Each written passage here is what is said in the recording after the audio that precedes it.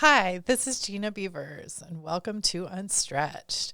So, this is actually just a short introduction to our live episode. Unfortunately, the first 10 or 15 minutes of our recording didn't go so well. It was kind of muffled, you couldn't really understand it. So, I'm just going to do a little recap and we'll just jump right into the recording. So, Tim and I recorded our live at the Gallery, which is Florian Meisenberg's project in Crown Heights. It's 1,000 Dean Street, Suite 410. If you want to visit, it's going to be up until the end of May. You should definitely check it out. We started the podcast laughing about how holding microphones reminds us of karaoke. And we talked about our favorite karaoke songs. For Tim, it was Fast Car. This is his go-to, although recently he tried to do I Will Always Love You by Whitney Houston. Didn't go so well. And my song that I sang most recently was Girl, You'll Be a Woman Soon, which was like, cringe. This is not the right time for that song. And it was like, also, why is Neil Diamond so creepy?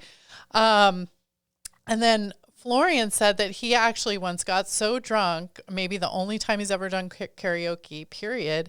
And he was in Vietnam singing in Vietnamese. He doesn't speak Vietnamese. So that was maybe his favorite song. We then went on to talk about the space. So Florian, the space itself is like 4,000 square feet, and he was talking about how he's wanted to do this project for years and been asking, and finally got this free space from his landlord, who also rents to a bunch of other artists all over the city. We went into an introduction with Florian about when he arrived in New York. He came from Dusseldorf about 15 years ago. And I believe he was also talking about his partner, Anna K.E. They came here together. So now we're just going to jump right into the audio. We're talking about the space and Florian's project, and there are a couple other places in the audio where it cuts out. So there, if you notice, there's kind of a strange transition from topic to topic, maybe once or twice. That might be why. But other than that, the audio is fantastic. We had such a wonderful time with the live audience. We had great questions at the end, so definitely stay for those. Without further ado, what do you say? Without further ado, here is our episode, Barefoot in the Studio, our live episode. Getting the space for free was just the beginning, but then we had no budget to do anything. So it was really among the group of friends and artists that we kind of like had the resources that we had, like someone had a screen, we brought it in, someone had like a short throw projector, came down from Canada. Yeah. And so that's kind of how we resource everything from among ourselves. And that is also liberating to feel, like that everyone is able to pitch in and share whatever labor or like resources they have to make it work. And I mean, that was kind of, in a way, almost like intensified by the fact that we had only 1 week to put this together. It's so crazy. But yeah. How many artists are in this show? I mean, like I would say curatorial approach is of like embracing processuality, or kind of basically don't curate a fixed sort of architecture of objects, but like just open the show in one sort of iteration or constellation, and then slowly add works over time so that the show closes differently, evolves somehow. Oh, that's so interesting. So I realize added that. since the opening, I added a piece by Colin Leach. I added a piece by Josh Klein, for instance, and I'm about to add like 2 more pieces next week. So cool. I love that idea That's of a so show cool. that grows. Yeah, that's very it's generous so too. awesome. It's like, oh, I'm not closed out of the show. Like I could be in it. Like there's that feeling of like it's expansive. Yeah, I mean, I think it goes hand in hand with this idea of community building and something that grows, organically. So I think while I'm adding works to the show, like sort of every week, I'm talking to a lot of people that come to me with ideas for programming, like tonight, like, ideas that I have that I want to implement,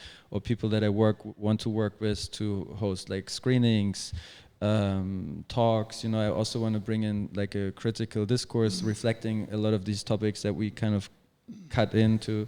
So working with friends like Brand Rodcourt or Alex Fame to kind of structure these events and extend this program and the community along. Yeah, it's wonderful. And when does it not to like? I'm one of those people. I never like to be like, this is the last week to see my show, or like this is on Instagram. I'm very superstitious about that. I don't like to be like, but when is the last? How long does this? I mean, hopefully, the agreement with David Steinberg, my landlord, is for 2 months. So this space we have for until end of May. We need maybe like a week to move out of here. But so, for instance, one of the talks that I just like confirmed together with Brian is on the May 20th. And that's kind of around the time that we'll have like a closing party here. Oh, cool. But the talk with Brian is called Art Criticism in Crisis, and it's involving Brian, Anna Fateman, and Ben Davis. Oh, amazing. Oh, that's a great group. Amazing. That's an awesome crew. Brian Droker, who is here tonight. Oh, yeah. He's Shout out to here. Brian. And Alex Fame, who's here tonight. So great support. What comes to mind, though, about this kind of thing is the ephemerality of it, right? You have a certain set amount of time, you're doing something that's very funky, very loose, and it sort of pops up and then it disappears. And there's something so beautiful about that. But the trap is that I've seen in New York over the years is sometimes it's like beware of your own success. Because often I've seen things that start like this that become very cool, very successful, and then become highly professionalized very quickly. Yeah. Like I think of like all these different spaces that I've known over the years that started really funky. Like for instance, like 147 Canal, or it was 178 Canal, which was sort of like this at the time.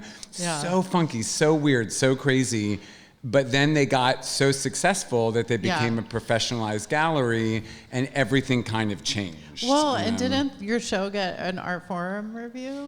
Yeah, we got actually we got like a good amount of response or feedback also from the press. Can I respond to that? Yes, of course. Because I feel like that is totally true, that there's this kind of sense of professionalism or like establishing an idea or a concept, and that I kind of like I think I'm aware of this danger, and so I kind of deliberately built in a self-destruct.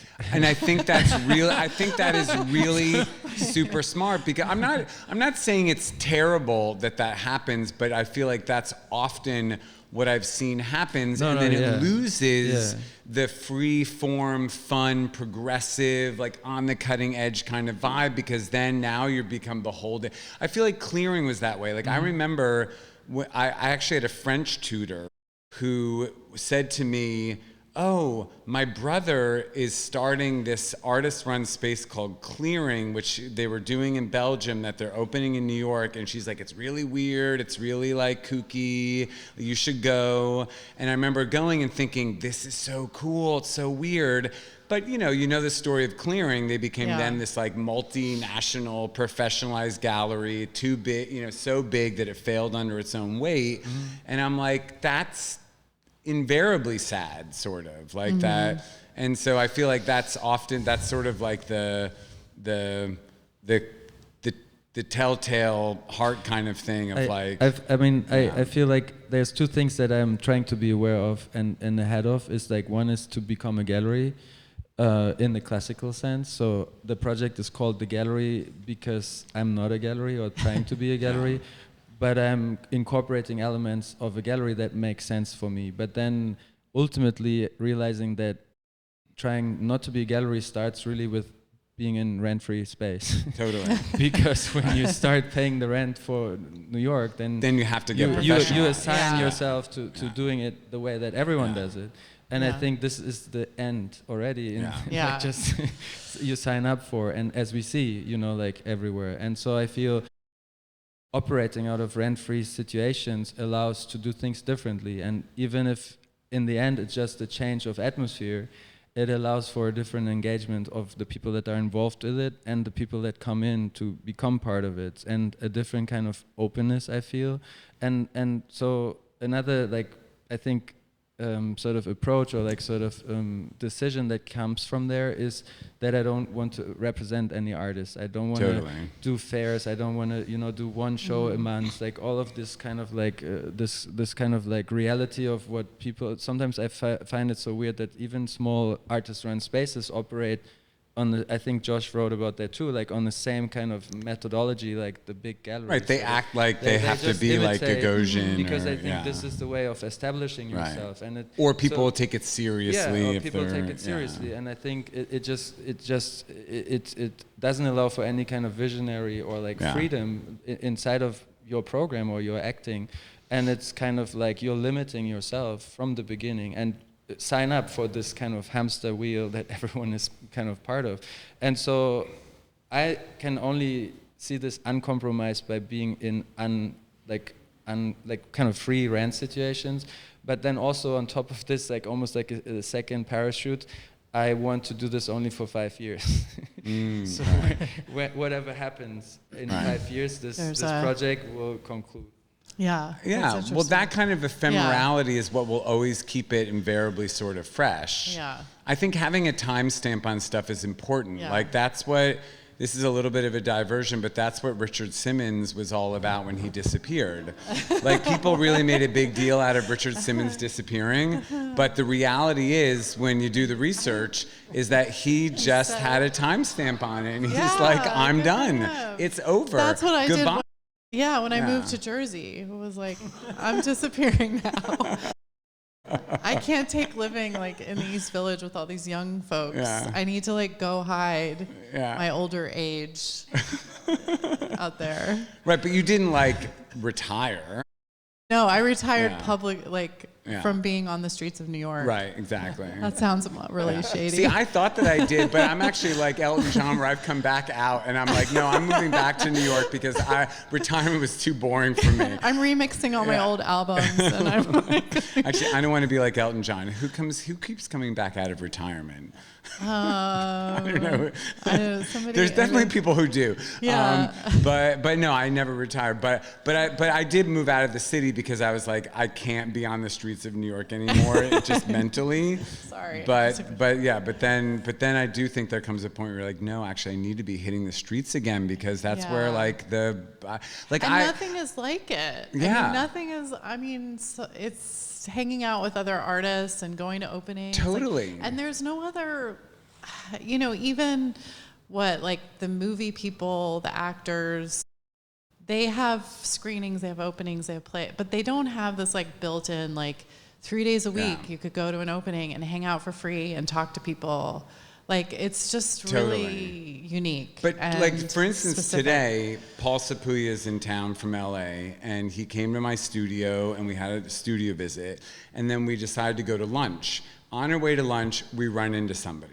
Then we had lunch. Then we decided to go to the new museum. On the way to the new museum, we run into somebody. Yeah. When we're in the new museum, every floor we're in, we run into like 2 or 3 people. Yeah. And I'm like, this is what it's all about, right? It's like you're just like constantly running into people, meeting people. It still feels like a small town to me, and I was kind of laughing about that. Yeah. I guess when you've been around long enough, and it just becomes like a small town. In the best time to run into other artists is on the last day of a museum show. Yes. Seriously, MoMA has some big survey, I run into so many people where we left it. I mean, this sounds very New York centric, and I know, by the way, that Unstretched has listeners all over the world, including Tunisia, Norway. Tunisia, wow. Yeah, all sorts of interesting. So I feel a little bit guilty about constantly being like, this is it. This is the place you have to be, but. You know what? I'm kind of unapologetic about it. I mean, I'm like a big Italophile and I feel like Rome is the center of the universe, but I actually feel like New York, I'm sorry, I'm probably going to get shit for it, but I actually do feel like New York is still fucking badass. And awesome. honestly, any listeners who are from around the world, if they ever find themselves in New York, DM us and we can tell them where to go or what shows are opening or how to because I do think it's interesting when Florian was saying getting your feet on the ground in New York can be kind of overwhelming. I think it's a little bit easier with social media and or with the German government giving you a stipend. Yeah. Well, this made me think about, somebody had asked, because we kind of opened it up to people as far as sorry, I had so much sparkling wine that I'm burping into the microphone. But we had sort of opened it up as far as topics. And one of the things that somebody brought up was first solo show, which is kind of a separate idea than, creating something for a group of people. This idea of how did you get your first solo show? So Florian. Yeah. How did you get your first solo exhibition? Was it at Simone Soubal? Because that's where I first saw your work. So it wasn't there. Yeah, no, I had my first solo. I don't actually. How did I get my? I think it.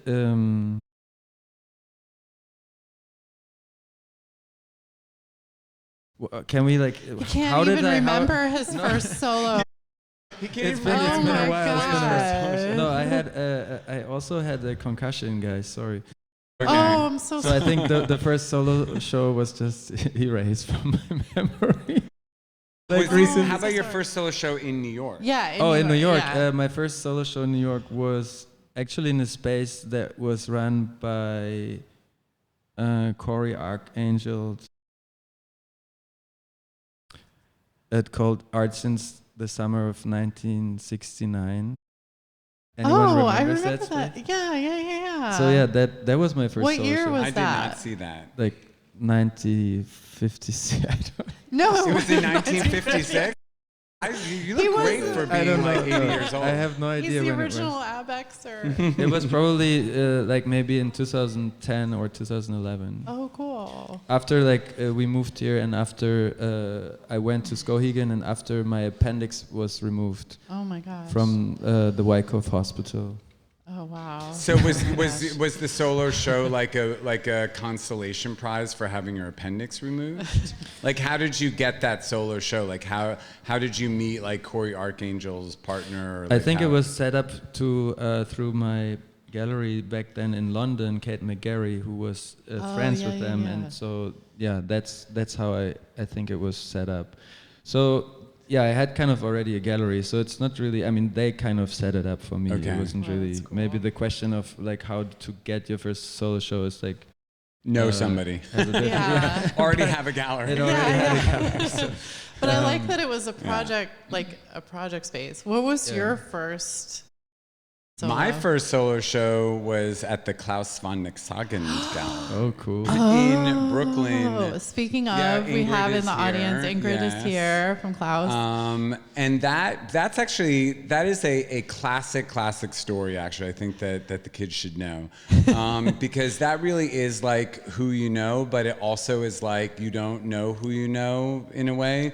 Because one of the owners of the Klaus Gallery is Sam Wilson. You got to bear with me because this is a little bit of a circuitous story. But I went to Hampshire College, RIP, as a freshman.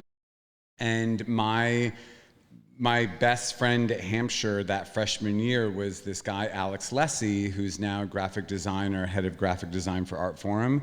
But at the time, he lived next door to me at Hampshire, and we became really good friends. And Alex's best friend from high school was Sam Wilson.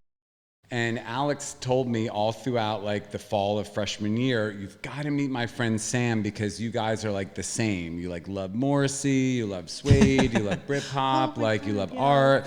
And so I met Sam when we were 18 in November of 1997.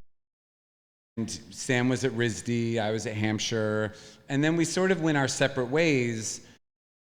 But when I was in grad school at Parsons in 2004 or 5, many years later, I ran into Sam in front of LFL Gallery at some show, and he's like, "What are you doing?" And I was like, "I'm at Parsons, getting my MFA." And he said, "Well, I'd like to come by and see what you're working on, because I have this gallery in Williamsburg that I started with some friends from RISD." And so I was like, "Cool." And so Sam and I sort of like re-hooked up and became friends, because we also lived in Williamsburg, like practically next door to each other. And he came to my studio, and I was coming out of grad school and had built a big body of work. And Sam was like, "We'd love for you to have your first solo show at our gallery in Williamsburg." And it was all, that was also when Williamsburg art scene was like popping off. So It was such a great opportunity. And at the time, the Klaus Gallery was an artist-run space, and they didn't represent artists. It was just like, project-based shows. And so I had my first solo show there, and it was very successful and really super fun. And that's sort of what set me off on my career. So That's amazing. So you never know who you might meet in college, who you meet again later, who has a gallery like that. Did you go to Skowhegan with Anna K.E. or you went by yourself? Separate. Okay. Yeah. But you're still together, so that's actually That's amazing, really because cool. I feel like everyone always that's says like you go to Skowhegan when you're ready to break up with your partner. Oh, really? Oh my God, this is that is like the classic. Okay. Oh my goodness. It is, and I've known like a half dozen people who actually went to Skowhegan and broke up with like. Oh my God. Yeah, no, it's that. Yeah, it's because wild stuff had. Did you do Skowhegan? No. I did have a story about my first, though. In this case, my first studio visit. And guess which gallery that was with? Klaus. Really? Who went? Ingrid's like, I actually don't remember if it was Rob or Sam or maybe both of them. It was definitely not you. But can I just tell you, I remember Googling, or if Google was even a thing, was like Googling. No, it was Netscape. What to do on a studio visit. And then I proceeded to show them every single artwork ever made. Oh, never do that. No, he was just standing there as I flipped over, like through a flat file, just like every single Never thing. do that. And they were always very sweet to me after that, but it was like, but you didn't show there. She's lost. So, yeah. Oh, it was totally. I was your first thing. I don't know if anyone can hear this, but Ingrid from Klaus said I was her first studio visit with someone she didn't know. Wow. That's right, and I didn't know Ingrid at the time because she's one of the Klaus-keteers who did not go to RISD. Okay. She went to How dare you? California. Cal Arts. Yeah. Mahal check. That's how we all know Mahal check. Yeah. Well, yeah. But what was your first solo show, Gina? So Ben Sisto, does anyone remember? He worked at a club on North 6th Street in Williamsburg. Back when there were like straight up clubs, it was like a music venue on North 6th. Now it's some huge, and there was an upstairs where there were some art studios and then an open space. And he was like, "I'm going to curate solo show, or I'm going to open it up to friends to come in." So it was kind of a great experience because it was like not a gallery. I got to curate my own, set up my own solo thing, come up with the title, write the press release, blah, blah, like it was all me, which I think is kind of a good way to have your first show.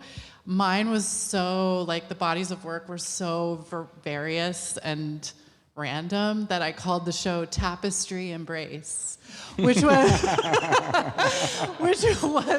so like Global Village. It was like a menu item on this vegan, I was vegan at the time, on this vegan menu, Tapestry Embrace. And it sort of, I thought, encapsulated. But the crazy thing was that Andrew Russeth had a blog, and he wrote about the show. Nothing really came. What was his blog at the time? It was called 16 Miles of String or something. Absolutely. Or 16. Yeah. So nothing came of it in terms of sales, nothing like that. But it was a good way to like DIY your own first solo. I couldn't believe that the Klaus Gallery sold so much of my work at the time because it was drawing Yeah. And I was just coming out of grad school, but I was hitting the drawing market at its last gasp. And because believe it or not, and I've talked to this about with a number of galleries, that like there was a drawing craze from like '04 to maybe '07 or something. But then it dropped, it like almost completely died. But I did hit the end of that. And like, I was like, wow, people are buying drawings. This is crazy. Thank God for Robert Pearlstein. I don't know where he is these days. He kept us all afloat. I want to switch gears for a moment, because when we put this out there for people to come up with things for us to talk about, one of the people who said, you know, say something was Abby Lloyd, who's in the audience. Didn't she say she commented it? She wants us to discuss her, but she's also in the show. Right. So I just wanted, she has a piece in the back room, which is a recreation of her aunt's drawing. I'm sorry, did I just like launch into that like out of nowhere? You just I'm completely so sorry. launched into that out of nowhere, but it's fine. I'm so sorry. Okay, it's all right. Abby's like, it's fine, keep going.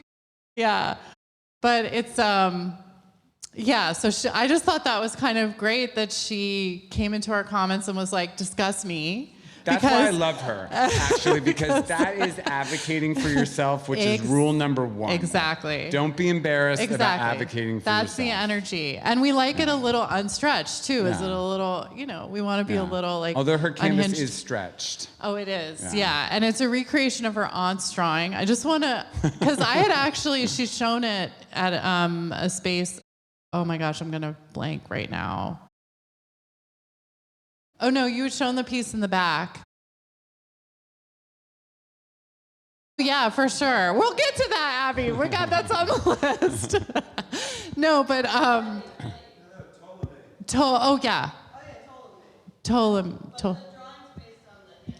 her aunt's drawing. Yeah. Okay. And I just wanted to read it, like, for our audience at home. It's like a cartoony kind of like almost a childlike drawing, sort of. I love this piece. I wanted to trade with Abby for this before I saw it here. Ptolemy, right? It was at Ptolemy Gallery, but it says, "Come closer." But I don't know. Oh shoot, I wrote it down. But who cares? Let me fuck you. It's fun. Okay, I want to get kids, even though I have some already. Anyway, that's the text of her. That sounds like a Neil Diamond song.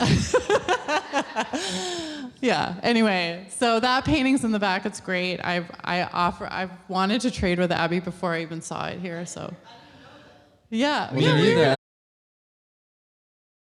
So, if I could trade with anyone here, it would probably be the Henry Gunderson painting, because I think that is the most badass painting. I'm so obsessed with it. I love it so much. I cannot even get over it. And I wish I could touch it, but I won't touch it. But I'm desperate to touch it. It looks so textural. Yeah, it's really great. So yeah, Abby did the show at New York City after me. It was like Santa and Christmas, and like I was like, this show is fucking amazing. Santa and Christmas. I'm sorry, I've had a little wine. I'm not doing my best like critique. Like the Italian city of Santa and Christmas? No, Santa Claus. Oh. I was like, I love the idea of Siena and Christmas, because Florence and Christmas is fantastic. But I just remember seeing her show and being like, I need to know this person. She also does a lot of performance, really like amazing. So speaking of Florence and Christmas, I have a pro hack for all of you who travel to Italy. If you want to go to Florence and you want to go to all the major museums with no crowds, go the week before Christmas. So if you go that week, nobody is there, and you can be in the Medici Chapel all by yourself. You can see the Frangelico all by yourself. That is my greatest advice to all of our listeners. That is so great. Digression. Thank you. That's awesome. Last thing that somebody asked us to talk about, ArtNet. Not last thing. I have so many things. Oh no, I know. But like I think Brian Boucher. Brian Boucher. Yes. Boucher. Yeah. I'm sorry. I just really screw up people's names. I'm just so used to seeing the names, reading them, and never saying them aloud. So, But he was talking about the ArtNet Artsy merger and how many people were out of work, how many writers. Well, yeah, because that also speaks, I guess, to what Brian Jorkor might be touching on too, is like the crisis of criticism, which is something I always harp on about too. And of course, you and I in the last episode harped on about that as well in our heated debate about the Manhattan Art Review. Because like I always read ArtNet and like what the news was there. That's definitely where I got a lot of my knowledge of things. And I'm definitely sad that like Sarah Cascone was laid off and some other great people. And I think it's really sad. I think and especially that, I mean, that kind of contraction is something, of course, that we see in a lot of different fields. It's sad when it happens, but even just think about like, even 10 years ago, how many more art sort of blogs or art magazines there were, and they've all been kind of progressively consolidating or getting smaller or cutting down their staff. I don't know what to do about it other than, I wish that more people had the energy and resources to do an art criticism or art blog that's sort of off the seat of their pants, kind of no budget, just like, right? No, can I say something to that? I totally agree. Brian was here earlier, actually, but I feel the same, and I think that, I mean, Brian and me had a conversation about this that kind of like created that idea for the talk.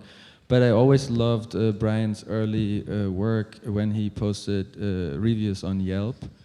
I don't know if people are familiar with that, but there was always some, like, when you have a memory that comes up now and then you have a smile on your face. So that was always the case with Brian's Yelp reviews. And so out of this experience and the memory to these, I had conversations with other people like Alex Fame, who's here also tonight and does the art crawls. And so kind of a new version of a similar approach somehow, I feel, on alternative territory. But out of this and the conversations that we have, I had the idea or aspiration to create something that would transcend time and space and move into the virtual, the concept of the gallery. And so I had this idea for it's a bad title, but for lack of a better title, it's called the Google Maps Poetry Project.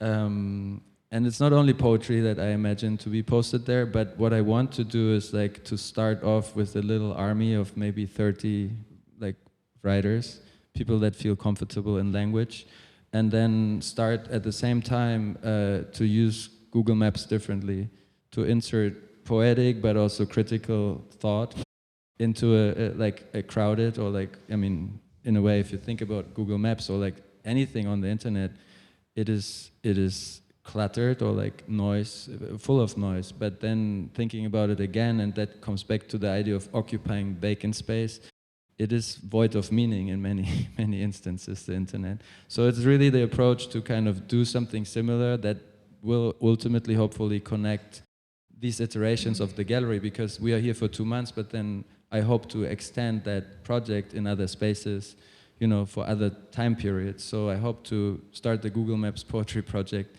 to connect those conceptually over time and space. That sounds really cool. Yeah. Yeah. I mean, I think about like Carla, the in LA, which is like the Critical Art Review LA, which often runs as like a nonprofit. And I like that idea that it's almost like in service of the community. And I'm like, well, why couldn't we have like New York Critical Art Review? I just have to say, Carla called me a boomer. Oh, canceled. No. Carla's always done really good writing, except for my review. Well, you have to roll with the punches. I'm sorry, I didn't mean to interrupt. I recently read the Mutt art review too, which I was sort of excited to see that there was a newer art review. I do have to say, just like not to go back and rehash the Manhattan Art Review, but I did get messages from people that were like, "You go, girl." No, but I did get messages from people who were like, he definitely twists the knife when the subject is not like either a historical artist or like an artist from like an artist of color, a woman, a gay artist, twist the knife a little bit more. So that made me feel like Validated. yeah, I did get some messages. Well, the knife is sharp. But, yeah, sorry. You know, I also feel like when we asked for some comments from people, they came to me from all different angles. Yeah. Like some people texted me stuff, and another person had texted me and was like, "Well, what do you think about galleries now that are sort of left the brick and mortar space and sort of exist as like pop-ups or exist as like, you know, maybe they just do a fair or maybe they do something online." And I was like, well, that's interesting. Like I'm not really familiar with a lot of them, but I wonder actually what Florian thinks about that in terms of like the future of maybe the gallery, like living outside of a physical space. I mean, I can speak for myself and the idea that I have for the gallery, but I think that there's all sorts of different models, and I think, I mean, for me personally, really to do things differently, start with the sort of reality of having a space that you don't have to pay rent for, and that allows for really a different kind of approach, a different kind of vision, and then ultimately a different kind of conversation that you can have, and a different kind of program. And so, you know, I feel that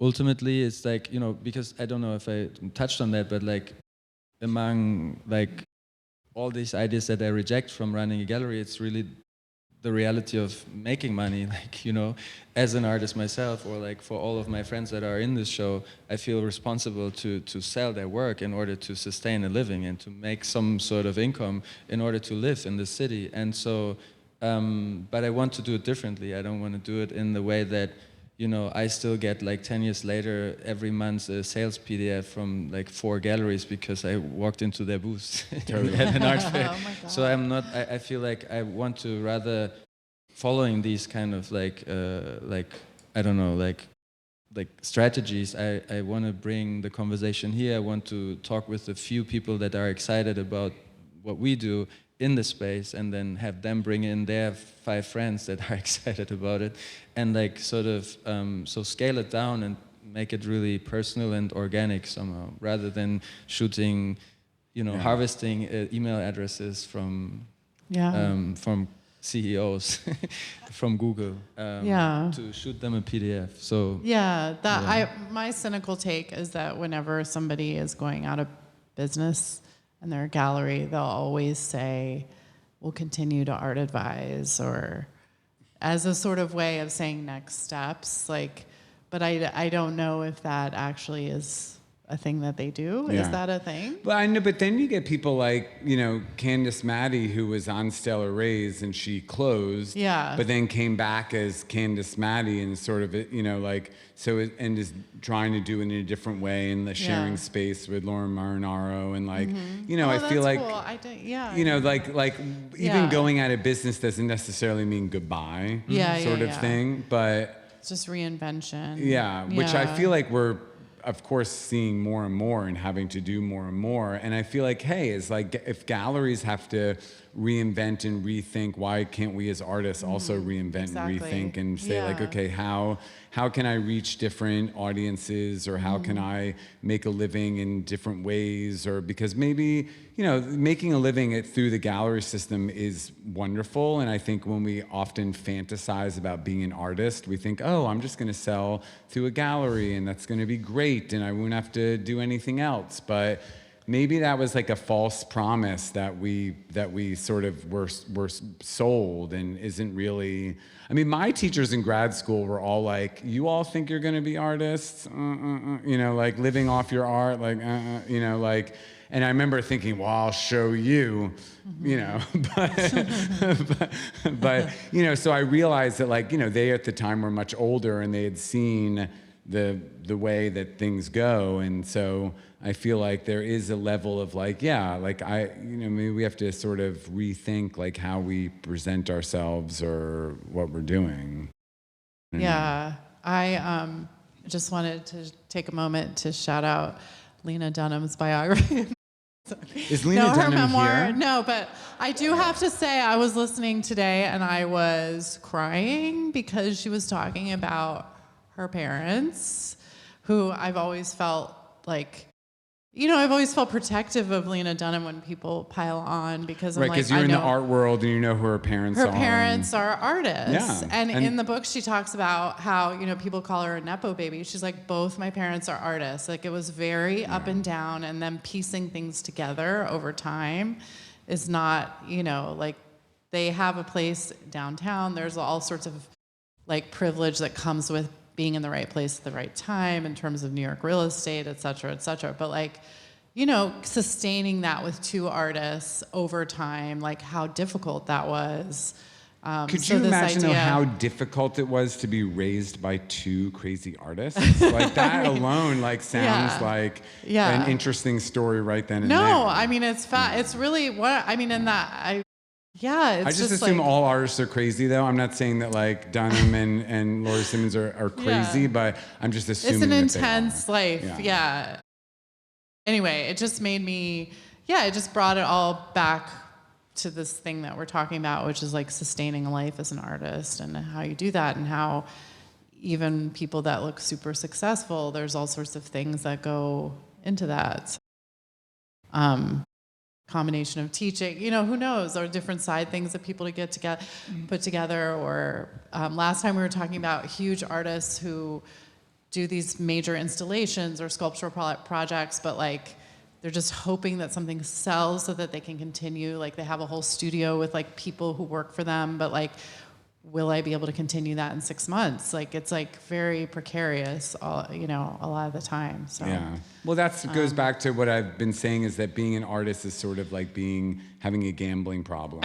You're always sort of like you're always planning on the next big hit coming down the road, and you're like, well, I can float this because something's gonna happen like down the road. Yeah. Well, speaking of, I had like one amazing day in the studio this week where I was just like floating on air, like la la la la la, just like working and just like everything is perfect. I love what I'm doing, and I love those days. Right? Have you had a day like that? Yeah, I mean, like every day here in the gallery. Oh, that's cool. Because like it is kind of become, or is becoming, my practice. I mean, like I still like owe David relational aesthetic. Yeah, yes. I still owe David Steinberg 1 month of rent for my studio, but he gave me this for free for 2 months, so it's kind of a good deal, I guess. But no, I mean, I feel you. No, but I really, I mean, this is becoming my practice to ways that I don't even understand yet, and I'm excited about it because it's very transformative, and it combines me as an artist, as a curator, and as a gallerist in some ways into this new practice and performance. But yeah, I just like, we have a daughter, Anna and me, and she grows up with two artists in New York. Yeah. Like, she's being like Lena Dunham writing a tell-all book about you. But I mean, that's one of the things I always felt protective about her, and the way that she was attacked was like, especially when it was like creative people, because I'm like, isn't this what you want? You want your child to like have a life and be successful. Isn't this, if two artists get together and have a child, don't they want their child to be out in the world trying? But you can also model what's possible. Yeah. Like they could look at that and be like, wow, I looked at what my parents did with their lives. Yeah, and I'm like, oh, that's possible. That's a big, you really, that's the modeling of it, like living as an artist. And I think especially also just, my mom was an artist, like, so that idea, once you see it, you're like, oh, I could, maybe do that. I think, I mean, Jin, I think understands herself as an artist already, or like wants to like understand herself as an artist, and she's like part of our lives. Like she was born 3 months before Anna did the Georgian Pavilion in Venice, and then cool. one month before. But I mean, like just at the same time, basically, Anna was pregnant with Jin, our daughter, and like pregnant with this preparation of the pavilion, and since then we've been always integrating her in our life and as artists, and with all the struggles, with all the realities, and we are very open with her. And it's just that we feel this is the way that we kind of approached, being parents because we never wanted to be parents really, and it came to us. So, but then, yeah, I mean, she's part of this show, actually. She has a tiny sculpture in my office over there. Oh, cool. Yeah, it's on the light switch if you walk in to the left. And it was actually the first piece that I, as her dad, sold as her gallerist Really? to my ex-gallerist. It's like very complicated. That's really cool. I love the That's idea amazing. of ex-gallerist. It's Yeah, like my and also ex-husband, you're my like her- ex-girlfriends, and my ex-gallerist. It's like, what does that Dad, mean? and you're Yeah. like her dad manager.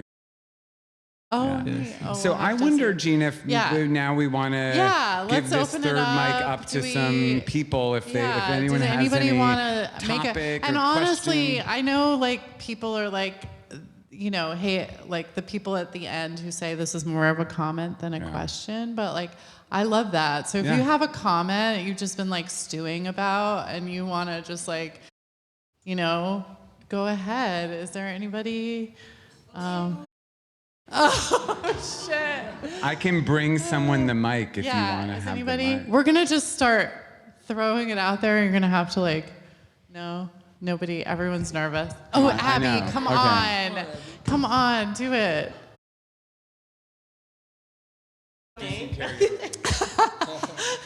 Jim didn't want to talk about me for too long.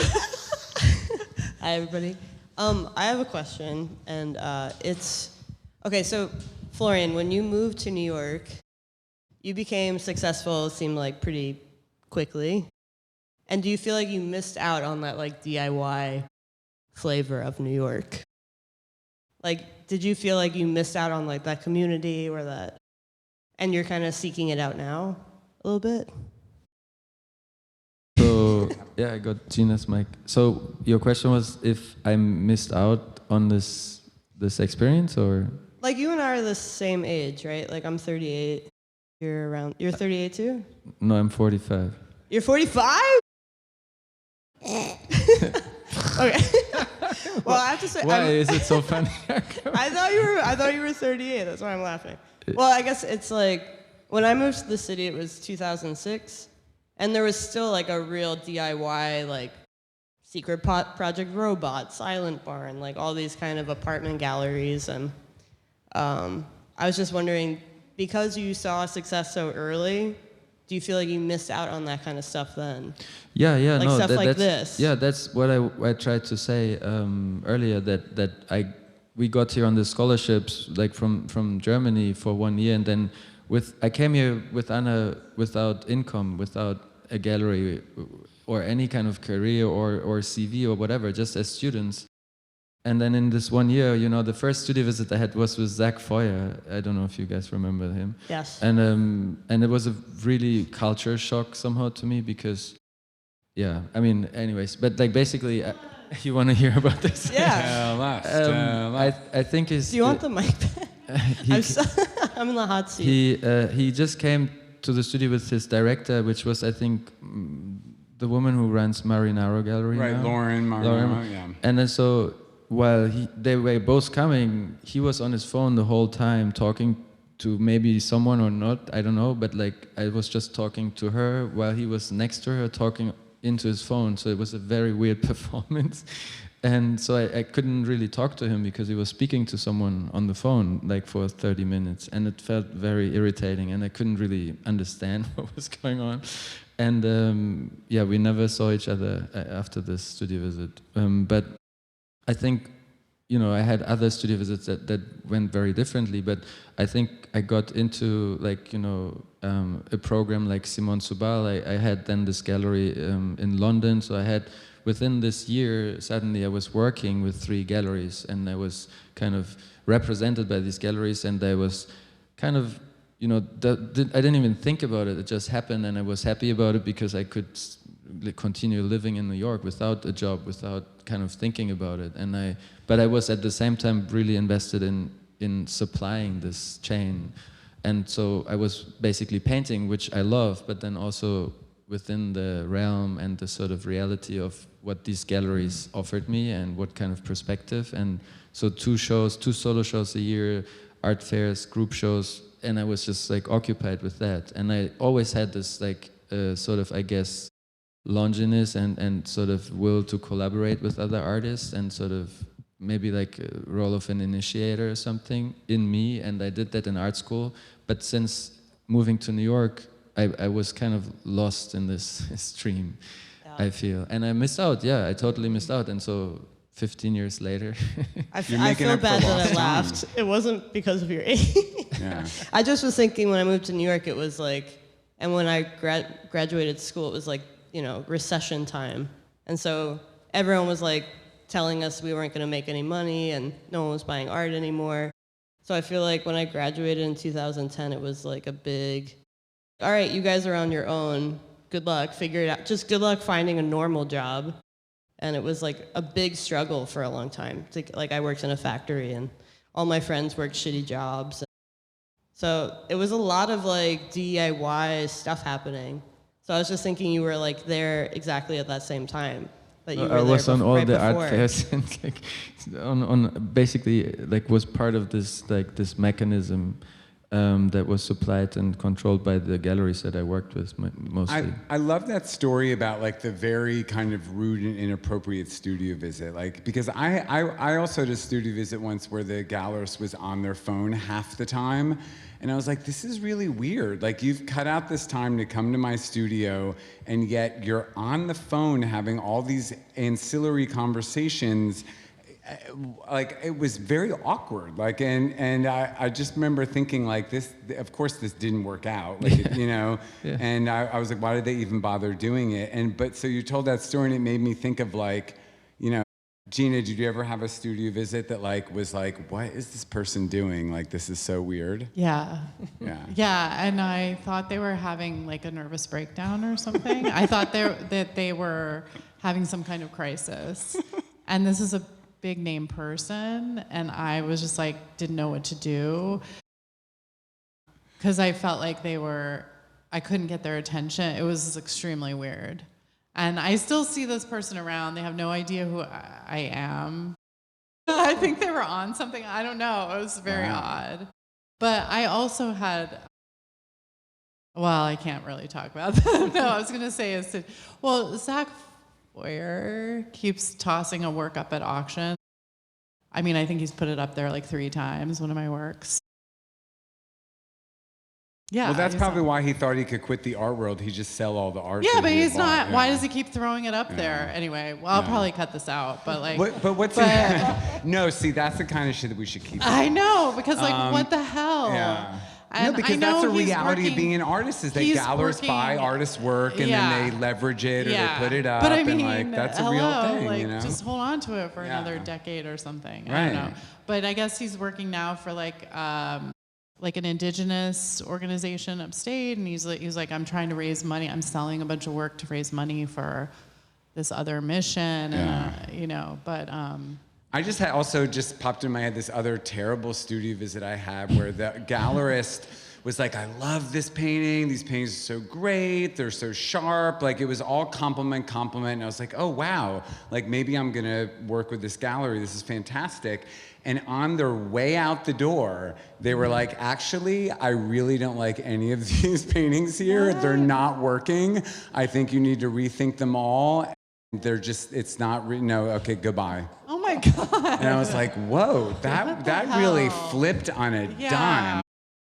And I still sort of go through that in my mind, and I'm like, wow, the shit that we sometimes do put up with as artists when we open our studio to somebody, you never know where it's going to go. Yeah. But I also had a studio visit with a gallerist who told me what I should be doing to get her attention. Yeah. She was like, you know, you really should put this painting behind, so I then want to look at it. You know, like she's like, you should really take that, because she's like, take your best painting and hide it from me, but put it in a place that I might want to go see it. So she's like, take the painting over there, turn it around, so I feel like I can discover it. Because then if I feel like I'm discovering this painting, then I feel like I'm participating in discovering a good work of yours. Yeah. And she went through the studio visit and told me, and I actually must say, all of this kind of advice that she gave me was really mega helpful, because it was all weird strategies of like what would at least have made her like, have not ended up working with this gallerist, but I find that like there are weird sort of quote unquote strategies to a studio visit that can help facilitate the conversation or Okay, I just like while we talk about like terrible studio visits, amazing. Like just, but I just kind of lately I'm mostly here, but so the last studio visit is some time ago, but like I just remember sort of this condition that I was in this like over these years of working with 3 galleries, sort of describing it to someone last week here, because I had this experience last week that I was waiting for this important package, you know, from Germany, like DHL, like, I don't know, Express, should be here in 2 days or something. Everything should be smooth. And then I was waiting for this package for like 3 days, and it was in customs. And then it finally was supposed to come. And it was saying on the tracking it comes at 12 at noon. And so I decided to stay at home for this package. And then the guy kept delaying it. And then 8 p.m. and the tracking said 3 stops away. And so I was like, oh, finally, you know, like at least. And then 2 minutes later, I got this notification, it was undeliverable. And I freaked out, like I really freaked out, like I had enough, and I went downstairs outside to look for this guy. I mean, I felt so helpless, but in a way, that just, I mean, it was just then the next day I had it delivered to some hub, but I just like, that was kind of a reminder of how I felt as an artist many times working with a gallery that was supposed to represent me, but then I became this sort of receiver of news, or like receiver of ideas, or receiver of like this platform that the gallery was supposed to give me, while I just like waited in many ways for vain. Well, instead of like, so we have stories about like having terrible studio visits with gallerists, but I don't want to put her too much on the spot, but we do have Ingrid from Klaus here. And I am interested to know if Ingrid, she doesn't have to mention any names, but have there been studio visits that you've been on with artists where you're like, I can't believe the artist is doing this, or I can't believe the artist like it presented, like where you have like a horror story about being a gallerist, you know, with an artist who totally like blew it in some way.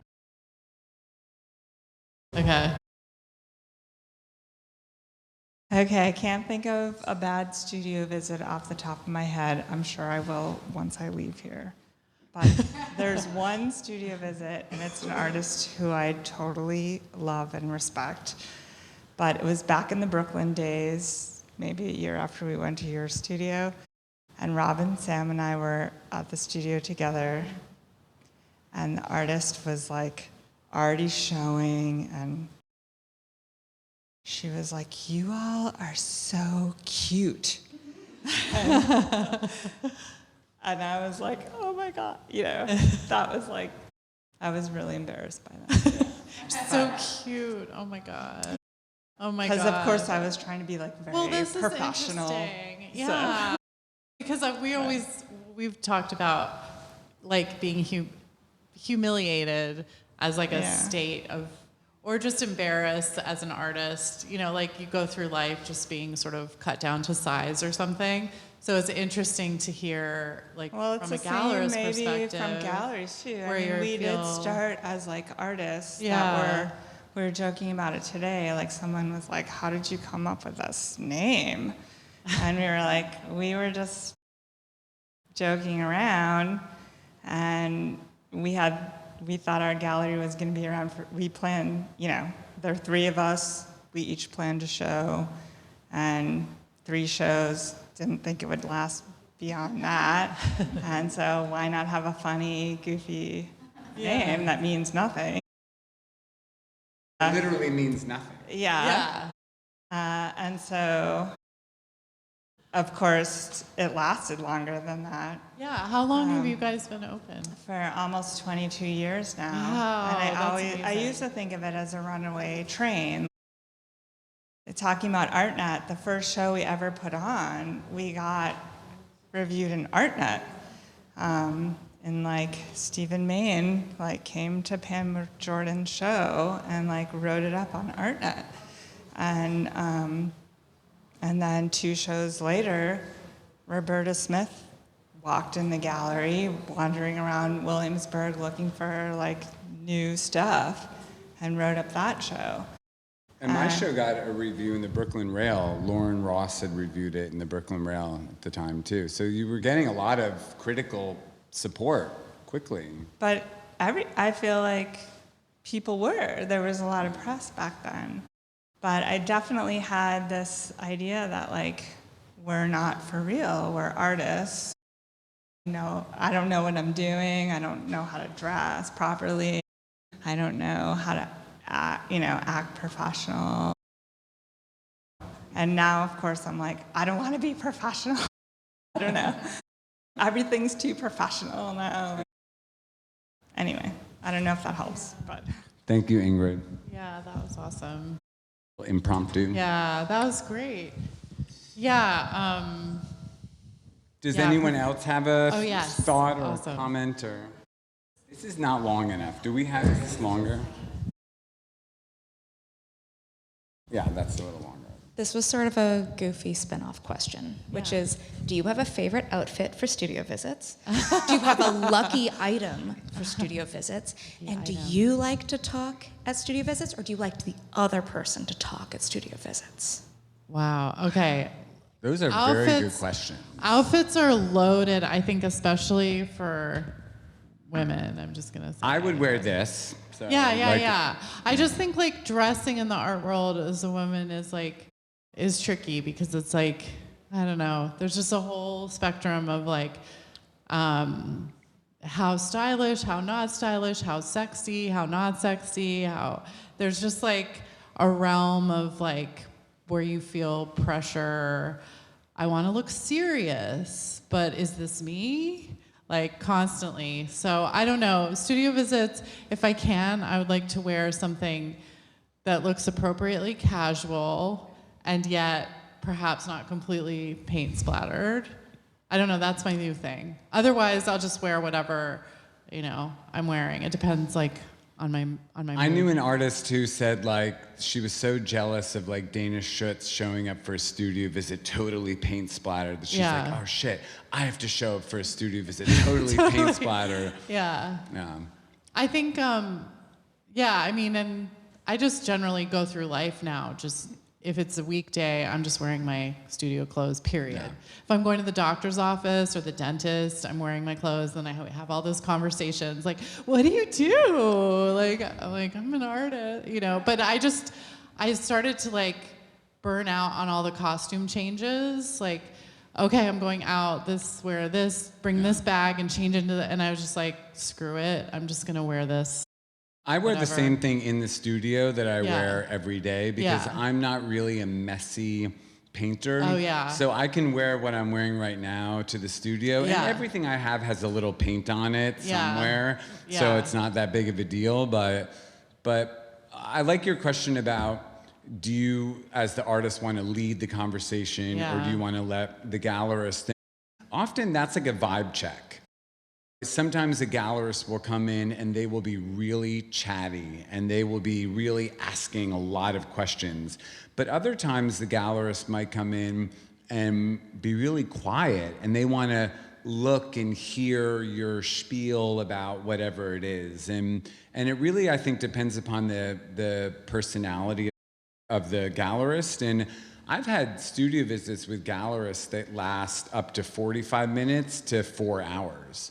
So that also depends upon what their temperament is. So you kind of have to gauge that as you go.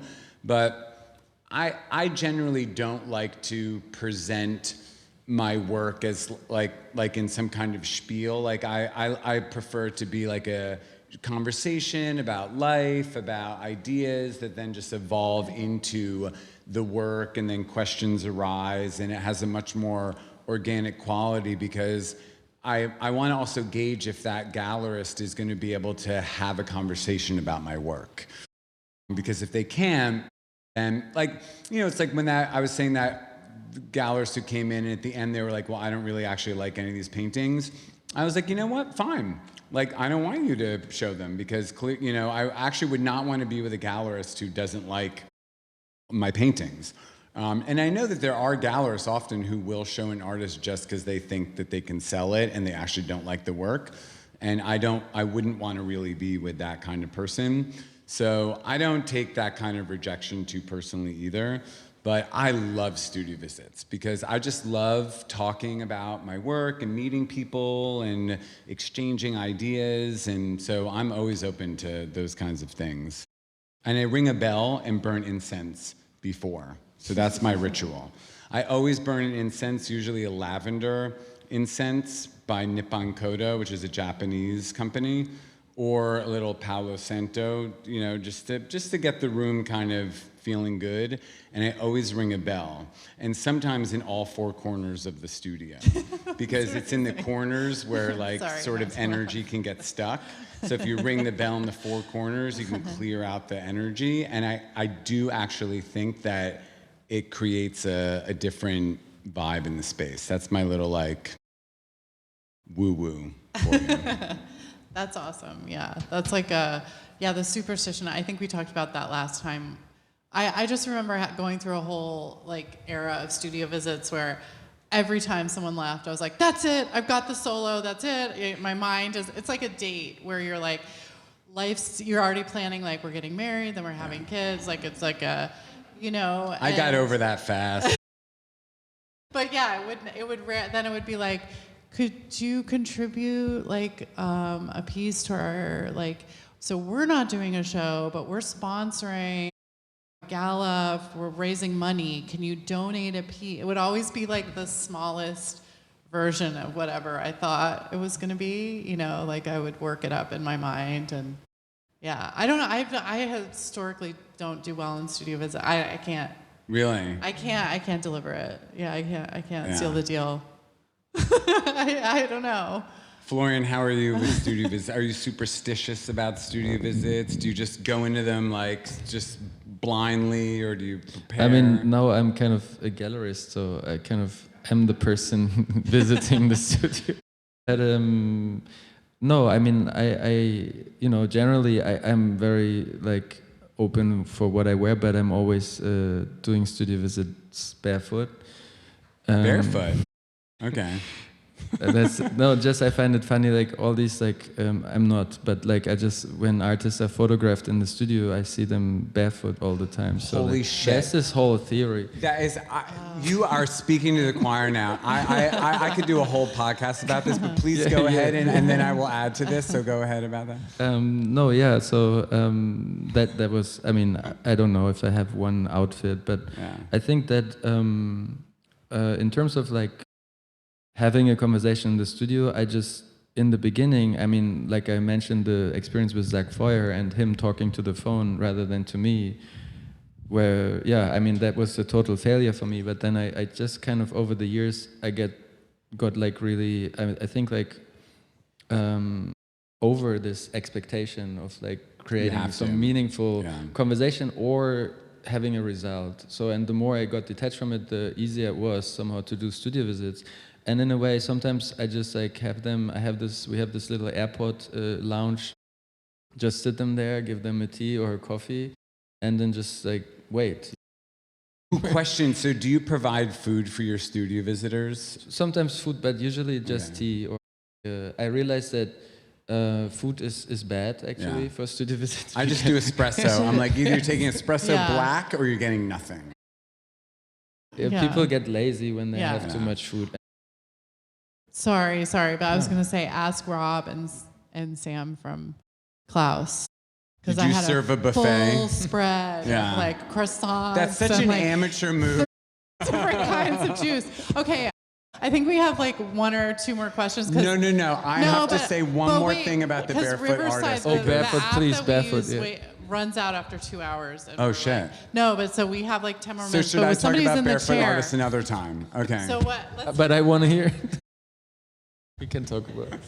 So listening to talking about studio visits, I just had this memory. I mean, I'm a writer, so when I do a studio visit, it's more about just like research and learning. Who are you for the audience? I'm Brian Droycor. I've been mentioned on this panel. But I feel like this doesn't happen anymore, but for the first few years of doing studio visits, I would always keep thinking, are we going to make out because it's just so intimate. It's like, it does feel like a date. Yeah. And it's crazy because it's like, whether it's like a man or a woman, straight or gay, I would always be thinking that, like, oh my God, like, should I kiss this person? It was so weird. I have a bed in my studio now, and it worries me. I guess I'm just wondering if artists ever have that feeling too. Like, it just feels so totally. like exposed Yeah. and raw. Yeah. For sure, right? Yeah. Absolutely. Yeah. Certain. Yeah. Gina, it's just going to take a second. I have to talk about the barefoot thing. Because I have a gallerist friend that we throw memes back and forth all the time with each other, and one of the ones that we're constantly doing is pictures of artists barefoot in their studios, which only men do. There are no women who are barefoot in their studio, and it's usually a very bro-y kind of thing. And we're every day we're like sending each other a meme of some or a Instagram photo of some artist, some dude who's like barefoot in his studio, and we're like, another fucking barefoot guy in his studio. Put on some fucking shoes, asshole. You know. And so just when Florian brought that up, I was like, I have to bring up the. Okay, moving on. Yeah, I can't just like impromptu. I don't know. It's the whole thing. The barefoot. Yeah. Anyone else? Yeah. Yeah. Yes. Any other thoughts, questions, complaints? Do you hate us? Do you love us? Do we care? Yeah.